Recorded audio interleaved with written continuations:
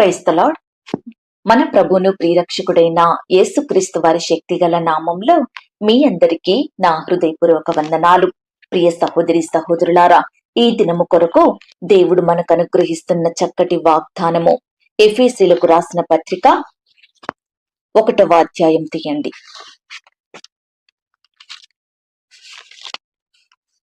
4, 5, 6 వచనాలు మనము చదువుకుందాము.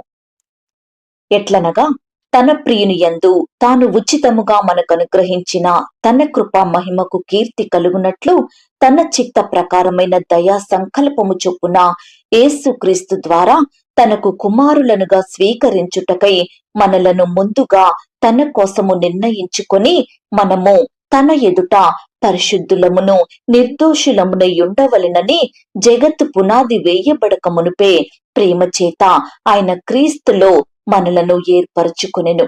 ప్రియులారా, ఈ మాటలు వింటున్న మీ అందరి జీవితాలలో దేవుడు తన మెండైన ఆశీర్వాదములను అనుగ్రహించి ఈ వాగ్దానం మనందరి ఎడల నెరవేర్చును గాక. ఆమేన్. ప్రియ సహోదరి సహోదరుడా, దేవుడు ఈ దినమున చక్కని మాటల ద్వారా మనల్ని ఓదార్చుతున్నాడు, బలపరుస్తున్నాడు, ఆదరిస్తున్నాడండి. ప్రియులారా, దేవుడు మనలను ఉచితముగానే రక్షించాడు. గత కాలమంతా ప్రతి ఒక్క ఆటంకాన్ని, అపాయాన్ని, ప్రమాదాలను, మరణ భయాలను బట్టి భయపడుతూ దిగులు చెందుతూ జీవించిన మనల్ని ప్రతి పరిస్థితి నుండి రక్షించినాడు కదా. గడిచిన సంవత్సరం అంతా మనల్ని కాపాడి ఈ నూతన సంవత్సరంలోనికి ఉచితముగా సజీవ లెక్కలో మనల్ని భద్రపరిచినాడు కదా. ప్రియ సహోదరి సహోదరుడా, ఈ యొక్క నూతన సంవత్సరంలో మనం దేవునికి కీర్తి కలిగేలా జీవించాలండి. ఆయనను మహిమపరచాలి. తన కుమారునిగా, కుమార్తెనిగా మనల్ని చేసుకున్నాడు అంటే మనకి ఏ లోటు లేకుండా ఆయన కాపాడుతూ సహాయం చేస్తాడు. పాపం నుండి, శాపం నుండి రక్షించి తన కొరకు మనల్ని నిర్ణయించుకున్నాడండి ఆ దేవుడు. ప్రియ సహోదరి సహోదరుడా, తల్లి మరచిన, తండ్రి విడచిన ఆ దేవుడు మనల్ని మరువడు, విడువడు. మన యేసయ్య ఎంతో గొప్ప దయగలిగిన వాడండి.